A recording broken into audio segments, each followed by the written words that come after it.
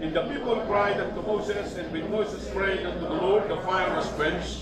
And he called the name of the place Taberah, because the fire of the Lord burned among them. And the mixed multitude that was among them fell lusting. And the children of Israel also wept again, and said, Who shall give us flesh to eat? We remember the fish which we did eat in Egypt freely, the cucumbers, and the melons, and the leeks, and the onions, and the garlic. But now our soul is dried away, there is nothing at all beside this man before our eyes. And the manna was a coriander seed, and the color thereof was the color of biniloom. And the people went about and gathered it, and gathered meals, and beat it in mortar, baked it in pans, and made cakes of it, and the taste of it was the taste of a fresh oil. And when the dew fell upon the camp in the night, the manna fell upon it.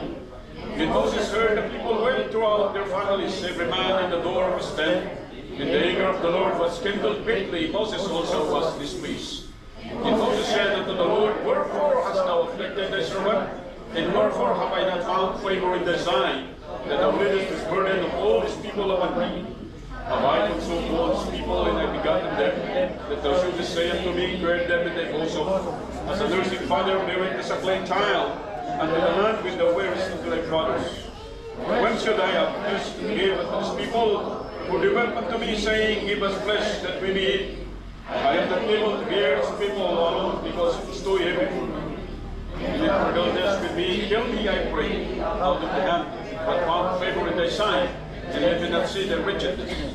And the Lord said unto Moses, Gather unto me 70 elders of the elders of Israel, whom thou knowest to be elders of the people and officers of them, and bring them unto the tabernacle of the congregation, that they may stand with me.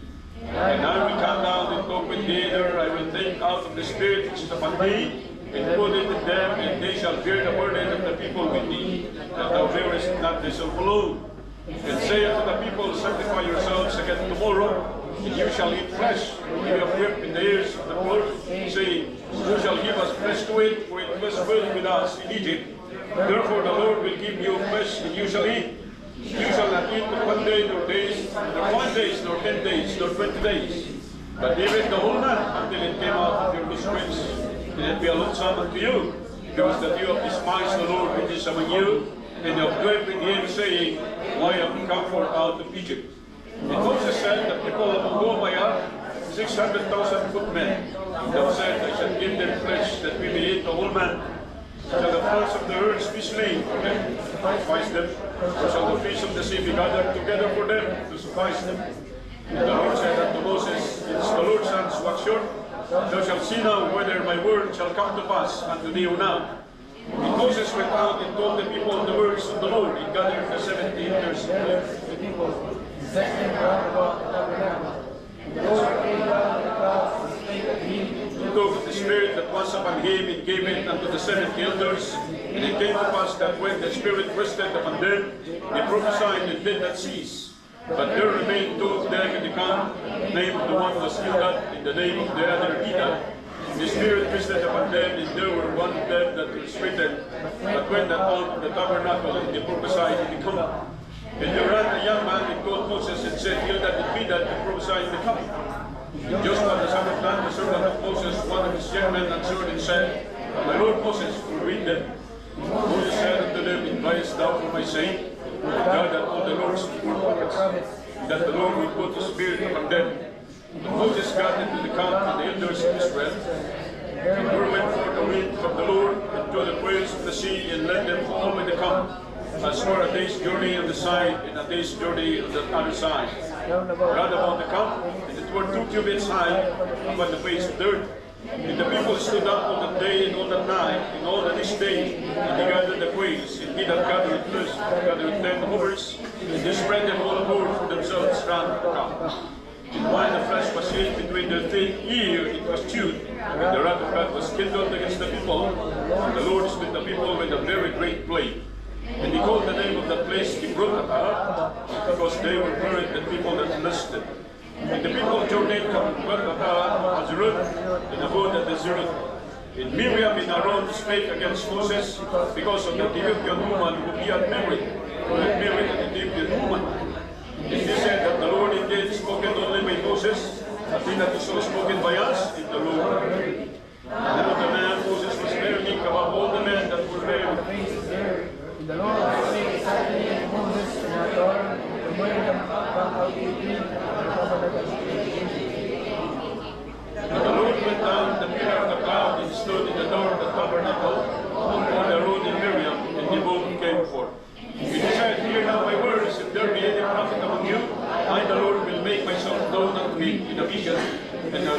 unto him in a dream, My servant Moses is not so, who is faithful in all my house. With him I will speak mouth to mouth, even apparently not in dark speeches. In the similitude of the Lord shall ye behold. Wherefore then were ye not afraid to speak against my servant Moses? The anger of the Lord was kindled against them, and he departed. And the cloud departed from off the tabernacle, and behold, Miriam became leprous white as snow. And Aaron looked upon Miriam, and looked, she was leprous. And Aaron said unto Moses, Alas, my Lord, I beseech thee, lay not the sin upon us, wherein we have done foolishly, wherein we have sinned. Let there not be as one dead of whom the flesh is not consumed, and they coming out of his mother's womb. Moses cried unto the Lord, saying, Hear now, God, I beseech thee. And the Lord said unto Moses, Incline to your father, but spit in their face, should she not be ashamed 7 days? Then there be shut out from the camp 7 days, and after that there be sleep again. And Miriam was shut out from the camp 7 days. The people journeyed not till Miriam was brought in again. And afterward the people removed from Nazareth in which in the wilderness of Paran. Niya po Diyos iti mapadayawan pagkatugaw tayo. Awan iti panagulimot ti tunggal maysa, awan iti pumanag na. At kalinaid, awan ti agayayam, awan ti agsilsilfong. It would be possible that the Bible should be the one in your lap or in your hands. So dito'y kagayam katantay makita iti impormasyon. May papan iti problema iti maysa nga agipon iti Apo. So kahit kung makitaan niyo ijay description iti Dios para kini Moses. Kunana ijay chapter 12 verse 6. Hear now my words. If there be a prophet among you, I, the Lord, will make myself known unto him in a vision, and will speak unto him in a dream. So kuna iti Dios, gapo iti complaining dagiti kakabsat ni Moses nga daron kinimbo Miriam, apay isu na lang ayat agipon ti Apo kat ami kami kat anak met ken kapututan ni Levi. So baga ni Apo Diyos kinyada, may timawagan nga agipon ko kat kasaok isuda, babaan iti vision, kat babaan iti tagtaginap, ngam na iduma ni Moses.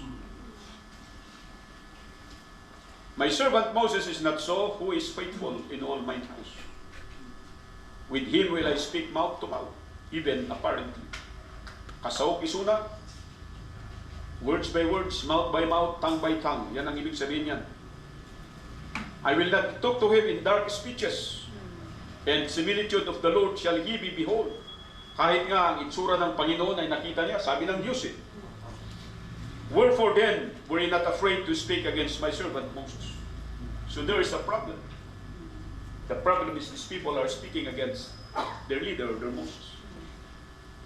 So dito'y gagayin kitkapsat kat makita tayo nga saan lang nga dagito'y nga tatao iti nagriri pati iti pamilya ni Moses. And I keep on telling you, once you become faithful, iti mang questionar ti kana faithful no kat han lang nga gagayim mo no di kat pati iti pamilya. Nung sapay kumata dito'y nga lesson, agserbi iti purpose na iti dito'y nga agsapa. I entitled this message, Formula of Failure. There is a formula of failure. As there is a formula for success that we have just discussed in our lesson a while ago, there is always also a formula of failure. Mag-complain ka, agree ka. Kaduan kasta itiriri tayo, makapabannog ti umay dito simbahan. O na iti daduma, nung saan tayo nga mabannog. Nung mapan tayo ang trabaho. Saan tayo nga agriri, iti trabaho. Hindi umay nga gimong agriri tayo. Saan tayo nga agriri, iti eskulaan. Nung diyan may involved iti ministry, agriri tayo. So dito gagayang kitkapsat, you are actually courting. Ar-aramam iti problema. Ar-aramam iti saplit ti Apo Diyos, no dagito'y dapat makaspasama. By the way, nung tayo kitaan manipod iti chapter 9, hanggang na chapter 10, iti background na dito'y, they were walking for almost 1 year. But binumtong iti gundaway that they are about in the first day of the second year or in the first month of the second year, but in remind niya po Diyos that they are going to commemorate the Lord, kung kunata yung Passover. So they perform na dito yung Passover, nagkaroon da iti kunatayo nga selebrasyon. Sila po ay nag-gather lahat at sila po ay sinilibrate. Ginawan ng selebrasyon yung festival ng Panginoon at yun po ay tinatawag natin na Passover. Sila pong lahat ay masaya. Sila pong lahat ay nagdiwang. Pero doon sa second month, ito na po yung panahon na kung saan sila ay nagreklamo. At ang kanilang reklamo ay natuon kay Moses at kaya nga si Moses ay nanalangin sa Diyos. Sabi ng panalangin ni Moses dito sa chapter 11, anak ko ba ang mga ito? Lahat ba sila ay aking isinilang? Para sabihin mo sa akin na sila ay aking kanlungin, buhatin at dalhin doon sa lugar na yung ipinangako sa amin. Napakahirap naman ito para sa akin. Sabi ni Moses sa Diyos. Pero kung titingnan natin, totoo ba yung complaint ni Moses? Totoo bilang isang leader. Hindi kasalanan ni Moses na ganun yung mga tao. At yung kanyang complaint ay binigay niya sa Diyos. Tayo, kung nagko-complain tayo, binibigay natin sa ibang tao. Sinasabi natin sa ating kaibigan, sinasabi natin sa ating kapitbahay, sinasabi natin even sa mga hindi mananampalataya, nagko-complain tayo sa kanila. Unknowingly, that is the kind of complaint these people have done. Instead of bringing it up to God, they bring it among themselves. Kaya nagkaroon sila ng rebellion. So sa chapter 10, binilin po sila ng Panginoon sa pamamagitan ni Moses, gumawa ka ng 2 trumpeta. At ang trumpetang ito ay gagawin natin bilang hudyat. Sa panahon ng digmaan at sa panahon ng pagsamba. Trumpet is used to signal for worship and a signal for war. So kung titignan natin to, lahat ng kailangan ng mga ito, pinubahid ng Diyos. Milagro nga yung pagkakaligtas nila, yung paglabas nila sa Egypt, pero nakalimutan nila eh. At ito ang kasalanan natin bilang mananampalataya, yung malimutan natin kung ano ang ginawa ng Diyos. Kaya marami sa atin ang hindi ka pa tumatanda, nagkakaroon ka na ng amnesia. Problema dyan kung hindi lang amnesia kundi pati aneurysm. Alam mo yung aneurysm? Uncontrollable movement. Kaya pag andito ka sa church, galaw ka ng galaw, pero andun ka naman sa bahay ninyo, tahimik ka. Mag-ingat po tayo kasi nagsisimula lang sa pagkukomplain eh. Oh. So makinig kayo dito kasi may 3 puntos akong ibabahagi sa umagang ito. Kung bakit nakakamtan natin ay hindi tagumpay kundi kabiguan, hindi success kundi failure, hindi promotion kundi demotion. So dito po, makita natin doon sa chapter 10, verse 33. And they departed from Mount of the Lord 3 days' journey. In the ark of the covenant of the Lord went before them in the 3 days' journey to search out a resting place for them. And the cloud of the Lord was upon them by day, and when they went out of the camp. And it came to pass, when the ark set forward, that Moses said, Rise up, Lord, and let thine enemies be scattered, and let them that hate thee flee before thee. And when it rested, he said, Return, O Lord, unto the many thousands of Israel. So ito ba yung klase ng leader na kamumuhiyan mo? Isang leader na nangunguna, hindi lang sa gawa, kundi sa panalangin. Is totally all obedient unto God. Sabi nga ng Diyos sa kanya, all faithful in all my house. So ang Panginoon ay talagang hindi nagkakamali sa kanyang pagpili. Amen. At kung kinlaim natin na tayo pinili ng Panginoon, dapat alam natin na hindi siya nagkamali.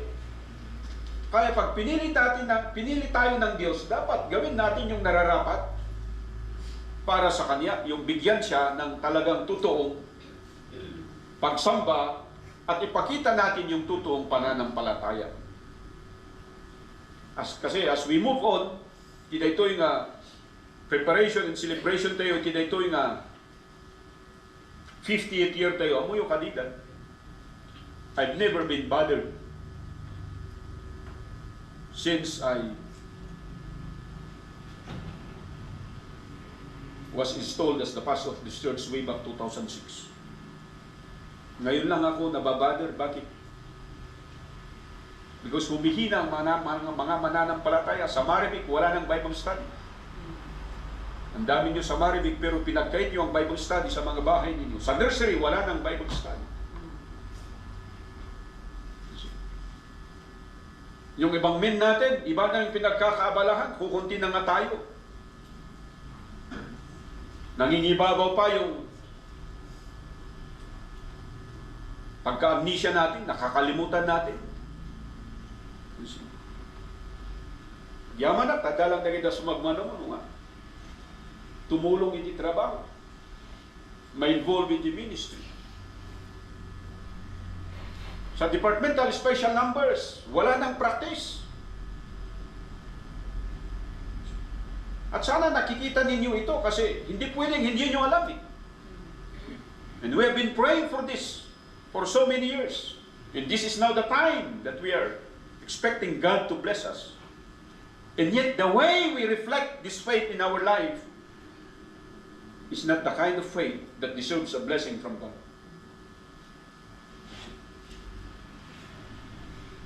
Meron tayong ginawang mga reforms. Sa una lang, maganda, pero sa ngayon, parang wala na.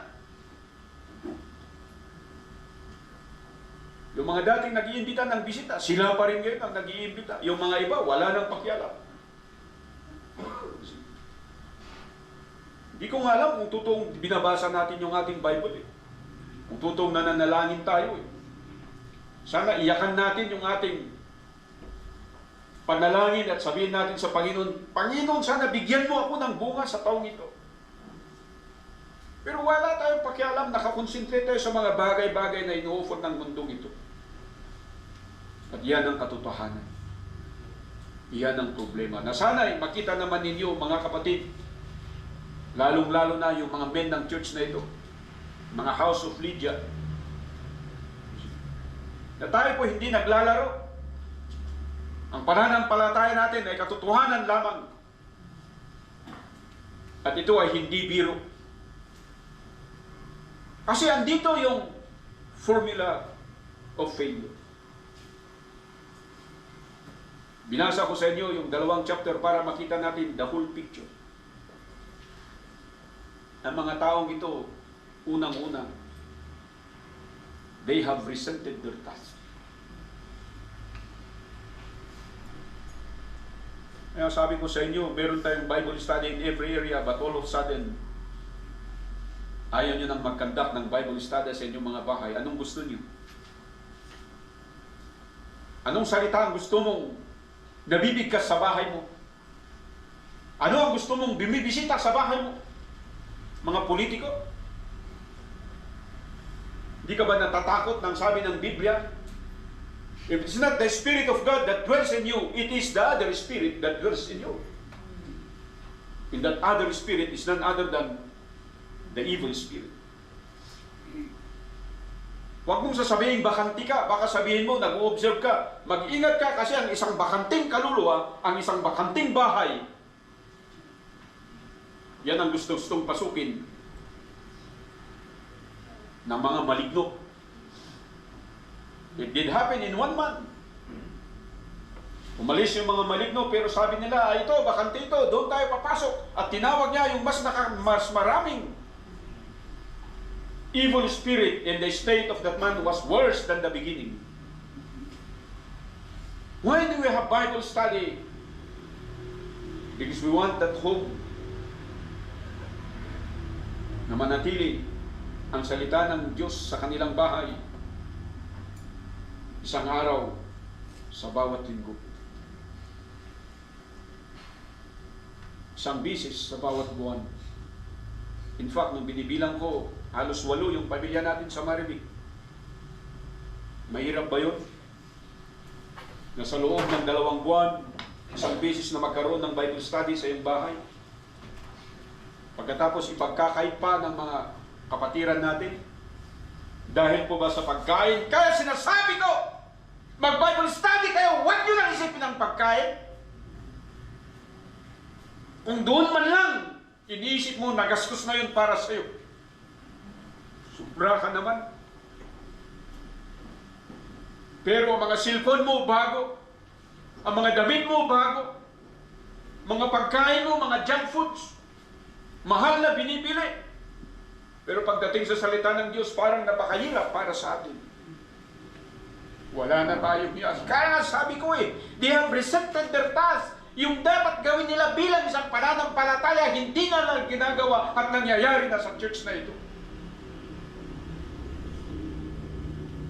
Sa nursery, ano nang nangyari? Yung mga kapatiran natin, imbis na magsambay, hindi na nga nagsasambay. Kung ano-ano nang pinagagagawa natin. Kala nyo siguro, dahil may trabaho na ako, dahil maigi na ang buhay namin. Dati-rati, kahit isang tuka, pero ngayon hindi na. Mayaman na kami, yun siguro ang isipan nyo, pero ang Diyos ay hindi natutulong. Amen? Ang mga kalukuhan natin, na akala natin ay tama, pero sa mata ng Diyos, ito ay napakalaking kasalanan. Lahat po ay may kabayaran. Darating yun sa panahon na hindi mo inaasahan. Ganyan palagi, kaya mga tao ang nagsisisi. Alam mo ba, pag winarningan ka at nangyari, pinaghandaan mo, ibig sabihin nun, hindi ka magsisisi kasi nakinig ka sa mga warning. Amen. Pag driver ka at sinabi, check upin mo yung sasakyan mo kasi dadaan ka sa isang palusong, check mo yung preno mo, so chinikat mo yung mga preno, naglagay ka ng mga brake fluid. Sigurado dyan, maging maganda yung pagdadrive mo. Mararating mo yung paruroonan mo.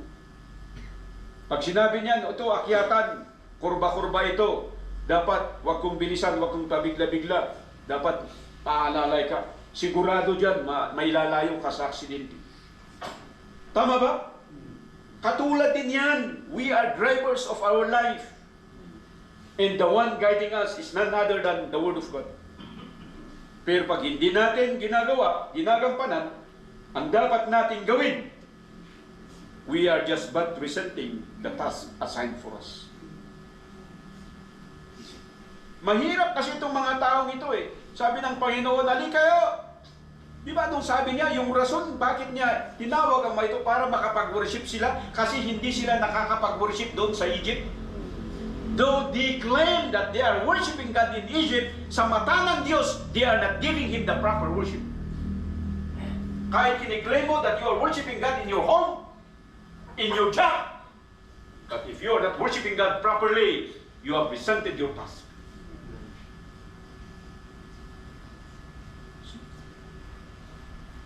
Nung ginawa ng mga tao ito, lumabas sila doon, 1 taon na yung nagdaan. They should be worshiping God in all their journey. They should have the worshipful spirit. Tumingala sa Diyos, magpasalamat sa Kanya sa freedom na binigay. Pero ang ginawa ng mga tao ito, nakalimutan nila ang kagandahang ginawa ng Diyos. Kaya hindi nila magampanan yung obligasyon nila bilang isang pananampalataya at ano ang nangyari sa kanila? Wala silang ginawa kundi mag-complain. Mag-murmur! Marami sa inyo dito nagko-complain na ako istrikto. Bakit? Anong gusto nyo? Nagkalitsi-litsin na nga ang church na ito eh. Trace back the history of the church way back 1975 up until now.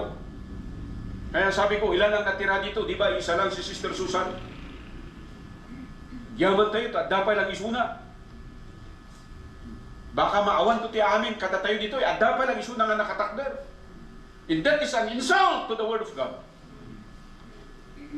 Kung nakaya niya yun, sa kabila na siya nag-iisa, bakit hindi na natin makaya na meron tayong pamilya? Amen! In spite ng yung kanyang sakit, ako'y nagpapasalamat sa biyaya ng Panginoon. Wala siyang relapses sa mga nagdaang taon.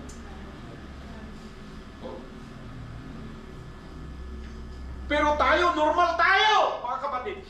Normal ka, may trabaho ka. Yan, walang trabaho. Umaasa lang sa biyaya ng Diyos. Pagkatapos hindi mo mabasa ang salita ng Diyos, hindi ka makapag-pray, hindi ka maka-join ng prayer meeting, hindi ka maka-join ng Sunday afternoon service, ni wala ka sa Bible study. We have already resented our task.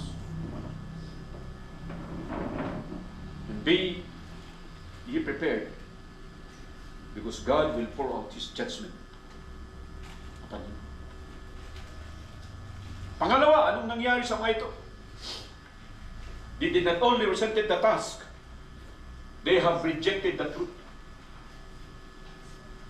Because in their murmurings and in their complainings, they began to question the authority granted by God to their leader Moses. And they think na lahat sila ay meron silang authority. At ganyan din ang nangyayari sa atin.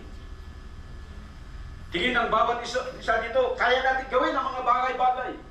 At nawala na yung tinatawag natin corporate or communal worship.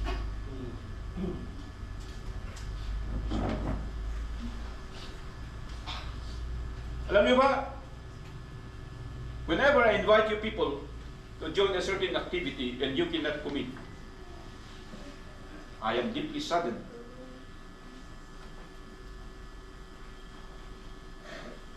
And I'm always fearful.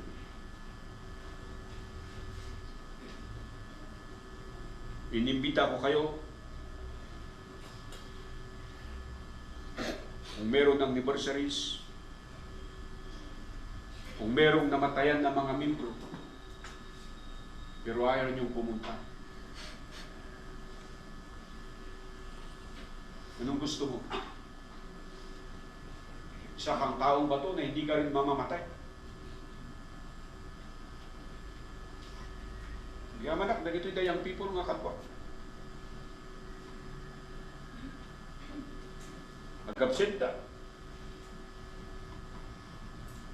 Umay dahil kayo tapo. Kung kada kayo nga kaya yung nga absent. Saan nyo nga kaya na agbakasyon with no? Agsakripisyo. Baga kada kayo natay iti kapamilyahan dagito yung nakakapsat ti Jay Dakuta. Awan kada kayo di may, except the family of Kapsat Matilo. What had happened to us? We have rejected the truth that we are brothers and sisters in the Lord.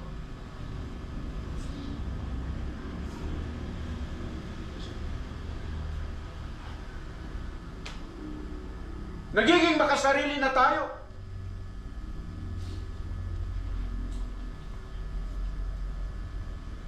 Except to some few. Brother Julio, dahil magpangkan mo dyan.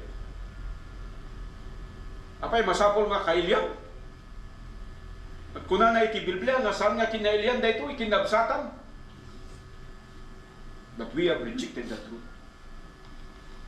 And we become choosy.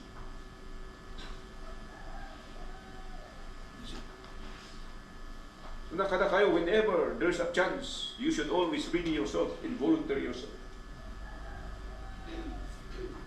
Dapat dito urayan niya, anya nga tati next nga activity, anya nga tati next nga papanami, that I will avail myself.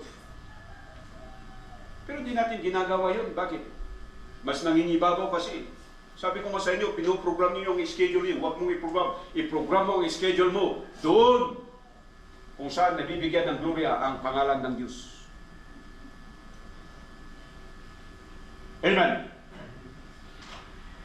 What is the truth? Ang katotohanan diyan, magsimula pa man, anong sabi ng Diyos kay Moses? You will be as God. Whatever you say is my voice and my words. In Aaron your brother shall be your prophet.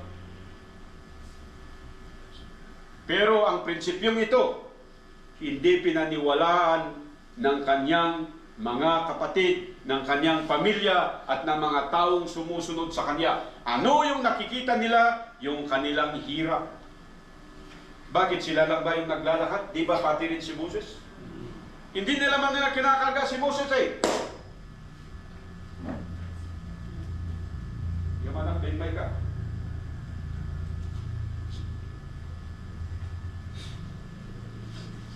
Baga kada kayo dito, diyan na kahit nga mapagpagaan dito eh.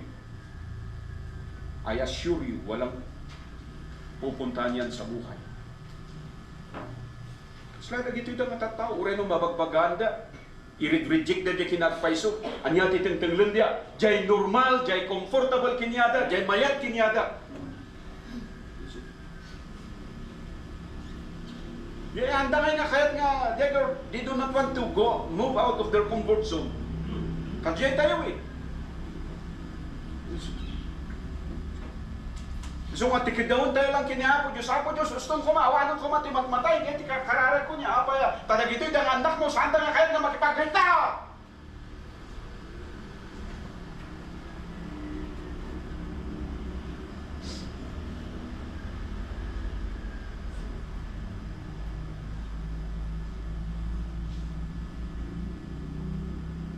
Kuha mo, no sinuti, sumarunong nga may kalay sa kadakay. Because napagod na yata tayo eh. Imagine, katulad ng mga taong ito, wala pang isang taon, almost 1 year lang. Ibagan tumurmur. Tayo, ilang taon tayo magkakasama, then tingnan niyo ang nangyayari sa atin dito. Kung ano-ano na, saan tayo nag-busy-busy. Sa kabibisi mo bang yan, yumaman ka? At nung yumaman ka ba, nagkaroon ng peace yung buhay mo? Sa kayamanan mo bang yan, naging pagpapala sa Panginoon? Meron ka bang natulungan? Pero hindi, wala eh. Nagiging sinungaling na nga tayo eh. Nangbubulan na nga lang tayo eh. Hindi na tayo natakot sa salita ng Diyos. Ito ang katotohanan. We have only one thing to do.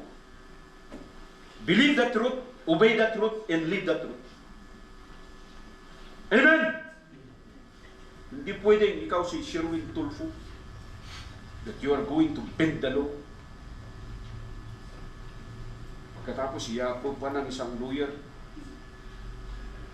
It is happening to us. Pero ganyan din ang Christian life natin eh. May mga pastor kasi na nagturo ng mga ganito, na pwede ang mga ganyan. Pero kung titingnan natin, pambira, napakasagrado pala ng relasyon natin sa Diyos. He is an all-knowing God, an all-powerful God, and an all-present God. Something that we should be afraid of. Something that we should revere Him at all. Pero nangyayari ba yun sa buhay natin? Tiyan, ado kada tayo dito eh, diyan birok iti rason, tapno saan nga mapan nga simbahan, tapno saan nga ma-involve.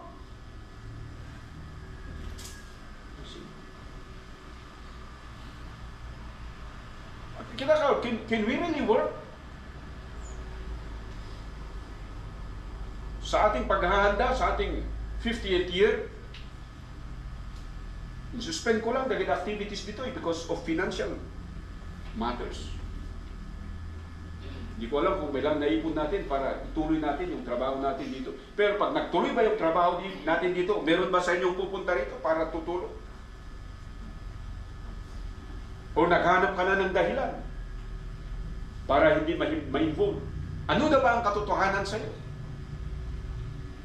Ikaw na ang author ng katotohanan? Hindi na ang salita ng Diyos ang tinitingnan natin? Wala na mga kapatid. Kung titingnan mo dito, yung magkapatid, nagreklamo sila at ginamit nila yung pag-aasawa ni Moses na isang dahilan para siya ay kutyain. Maganda sana yun kung bago pa man nangyari yun, nag-complain na sila sa Diyos, pero hindi eh. Nag-rebelde sila. At ganyan ang ginagawa ng bawat isa sa atin. Nagre-rebelde tayo sa mga bagay na hindi naman totoo. Amen! And how I wish we can go back to that same old simple life. Tuwang-tuwa ka pag may Bible study, nag-join ka. Inaasama-sama mo na sa bahay naman sana tayo mag-Bible study. Di ba? Ganun sana mga Kristiyano. Kailan ako susunod? Di ba? Ganun. Pero sa ngayon, wala na eh. Hindi ko alam nga kung bakit eh. Hindi naman pwedeng araw-araw dito tayo. Sa bahay. Dito sa church. Kaya meron tayong trained preachers para umikot dyan eh. Pero biglang natigil. Alam niyo yung dahilan? We have rejected the truth. And the last point, ito yung napakatindi. Dito kasi nagsimula lahat yung kanilang complainings. First is they have resented their task. And they have rejected the truth. Anong nangyari sa mga ito? Sabi nila, mas maganda pa sa Egypt. May karni kaming kinakain. Doon may sibuyas, may bawang, may spices. Dito, puros mana na lang, mana na lang, mana in the morning, mana in lunch, mana sa gabi. Mana na lang palagi.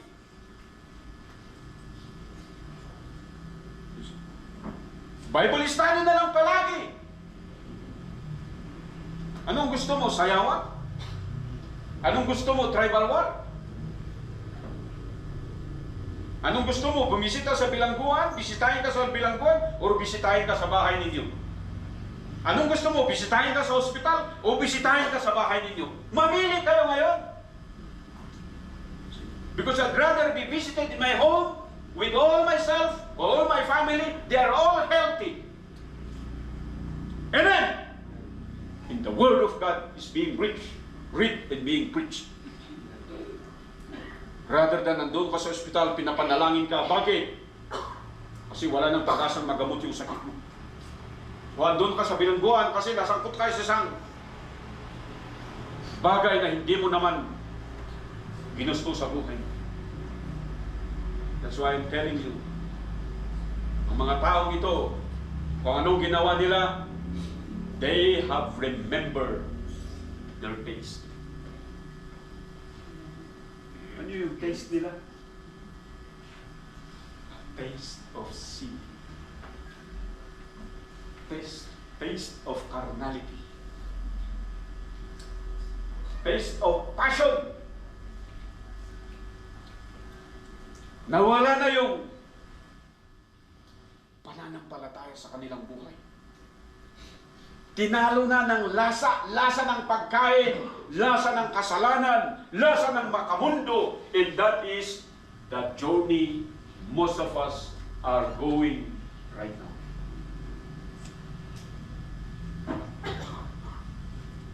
Nakakatakot. Kasi sabi nila doon sa mana, hindi nila naisip na nung kinain nila yon. Ano sabi ng Bible? Walang nagkasakit sa kanila. Walang namamatay sa kanila, di ba? Awan tinaburis kinyada. Jadi may isang ubing dito, awan tinagsasarwa kinyada dyan. Awan tinagcomplain nga nabanlog daw, ito they tired in their journey. Tingnan nyo kasi yung Bible, mga kapatid. Pero nung humingi sila ng karne, ibinigay yun ng Panginoon. Hindi lahat ng panalangin mo at pag sinagot yan ng Panginoon ay pagpapala. Kaya nga sabi ko sa'yo, humingi sila ng karne, ibinigay ng Panginoon. Pero nung kinain nila, sabi ng Bible, when they are yet chewing it in their mouth, death is struck upon them.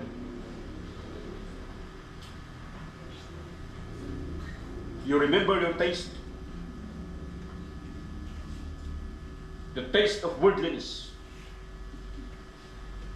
The taste of backslidden life.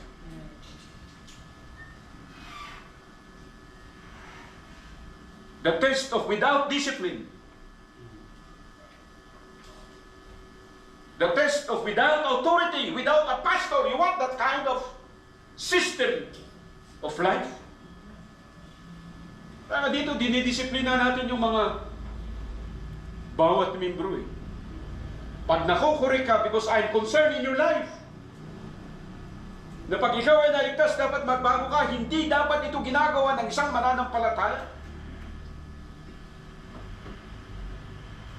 Kasi pag dito sa church natin, hindi ka pa pakakitaan ng disiplina, hindi pa makita sa buhay mo, how much more sa labas? Are you listening? And don't you ever say,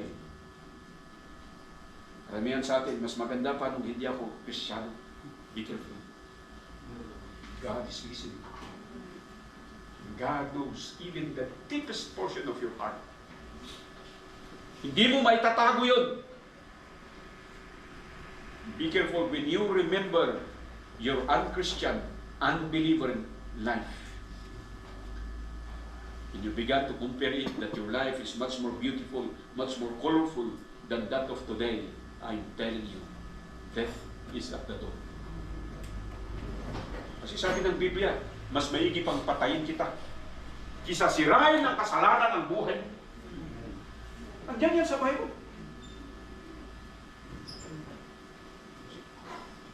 Pero ayaw nating makinig, ayaw nating magbago. Hindi ko kayo tinatakot. All my desire and all my prayer is for all of us to have a good life. A great life, a long life, serving to God together. Seeing and experiencing the blessings of God.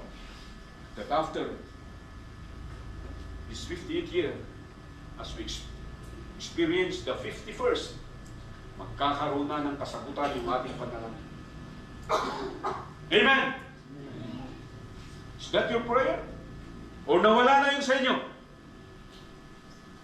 Kung ano-ano na ang pinaggagawa natin sa ating buhay. Ako ba'y nakikusap sa bawat isa sa atin this morning? There is a formula of failure.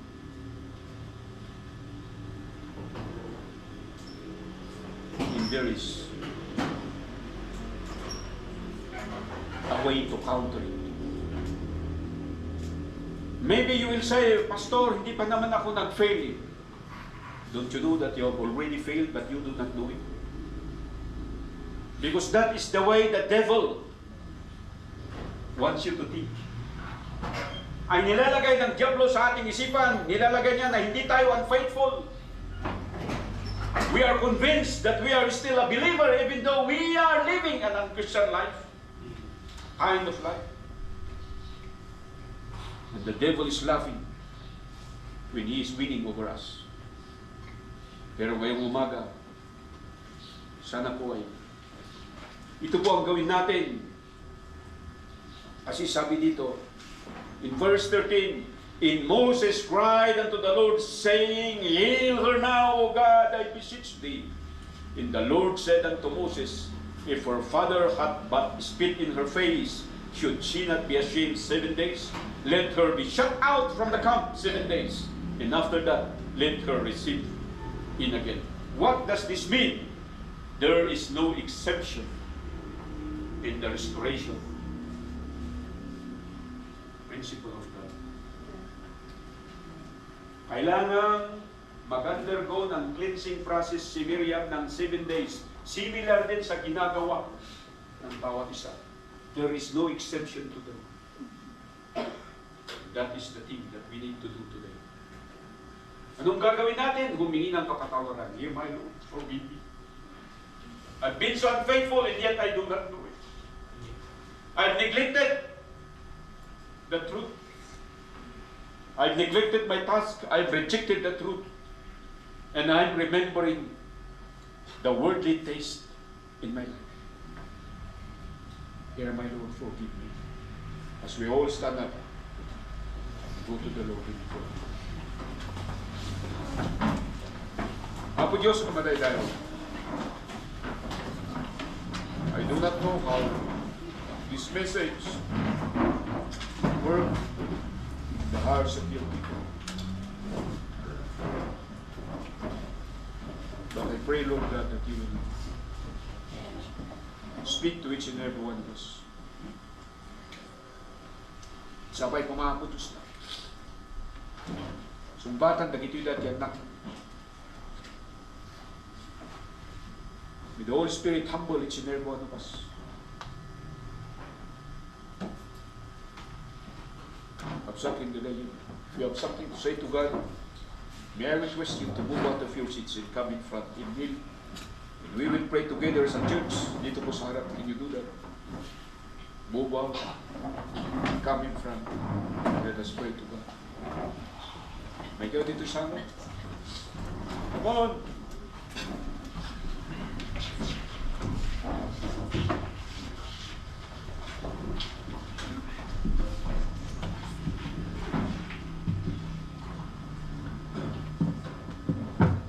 Sir Pastor, mabuto na kati sa plit iti Diyos.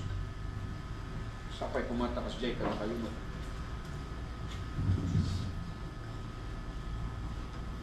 Talk to God. Usapin niyo ang Panginoon at sabihin niyo sa Kanya, andito ako, Panginoon. Alam mo kung ano yung nasa puso ko, sa buhay ko, sa isip ko.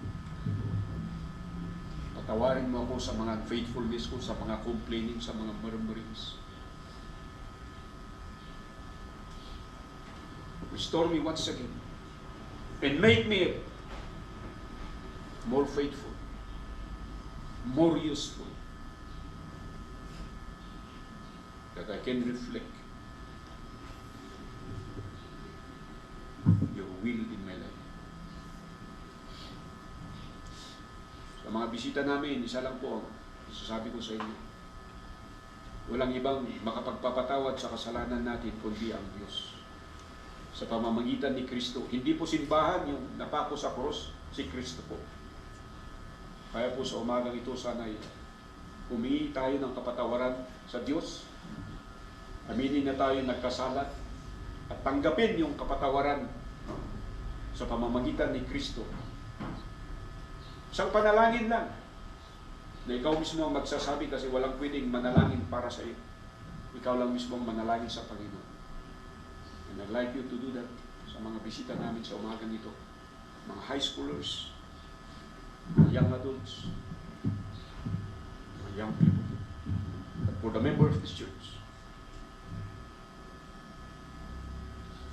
ask God.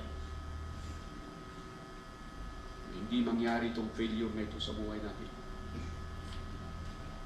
Kundi ang victory ng isang mananampalataya. Faithfulness, obedience, submission and humility. Ano yung sabi ng Diyos? Sabi niya doon sa Deuteronomy chapter 30 verse 9. And the Lord shall make thee fruitful in all thy hands, in the work of thy body, in the work, in the fruit of thy body, in the fruit of thy land, in the fruit of thy hands. For good, sabi niya. Ibig sabihin, it's a good life contrasted with an evil life. Pero sabi niya, if thou Meron pong requirement yun. Shall hearken unto the voice of the Lord thy God, to keep His commandments and His statutes, which are written in this book of the law, and shall turn unto the Lord thy God with all thy heart and with all thy soul. And if you read further, then I will appoint you the blessing and not the curse. Kung hindi mo pa napadasan kay blessing niya po Diyos, anong sabi niya? And this blessing shall overtake you. We only need to be restored before God. Apo Diyos, kung madadaya, wadato'y kami tata. So kumato, miti puso mo. Pakawanom da kami, Apo Diyos, nung naglaylo kami. Pakawanom da kami, Apo Diyos, nung nauma kami. Kung sapay kumatasang ka nga, maumuma ka na kami ta. Nakabutbutang, Apo Diyos, nung mauma ka. Una iti sa soong, nga ikato mitiyema, mga mangsalsalaknip kada kami, din agbalin kami nga prone, iti anyaman nga pestilence, anyaman nga famine, anyaman na Apo Diyos, ditang nga sakit. Kat nalakanto, Apo Diyos, nga kumput kada kami, pangasim, pakawanom da kami, saan mo nga ipalubos. Kaya't mi nga makita, Apo Diyos, iti parabor, iti tipyan, sapay kuma. Tagkaysa iti dayto nga simbaan, malipod kada ubing, kada gito'y daw ubing, kada gito'y daw babarus, kada gito'y daw nga young adult, kada gito'y daw nga adult, men and ladies. Gusto mi iti pamati mi, nang nangruna po Diyos, na ekspektaran mi iti fulfillment iti karim, iti dayto'y nga 50th year, iti dayto'y nga simbahan. Madayaw ka po Diyos. At wanyaman iti sakit nga da kada kami pangaasim ta maagasan dayta, gusto kumanda gito'y da, nga rigat kan sinnaay. Dagito'y kalkalikaguman, dagito'y da anak mo nga sumbat, dagito'y da nga request kang kararanda, sapay kumaapo Diyos ta matumpang. Iti kabilitan na pa rin. Ang pangasim Apo Diyos, umasidid kami kan siga nga si papakumbaba. Makita mi iti balegi, ngayon plano para iti dito nga simbaan, babaen, iti pamati, ngang kami matipakita kung sika, akasal na. Kapuna dahi ta Apo Diyos, kasyam da kami, kan bindisyon na. Dahito yung Apo Diyos na ministry, mananunungan ka na kami. Madayaw ka garot Apo Diyos, in Jesus' name I pray. Amen. Amen. Bati kayo tatakaputong tayo mga.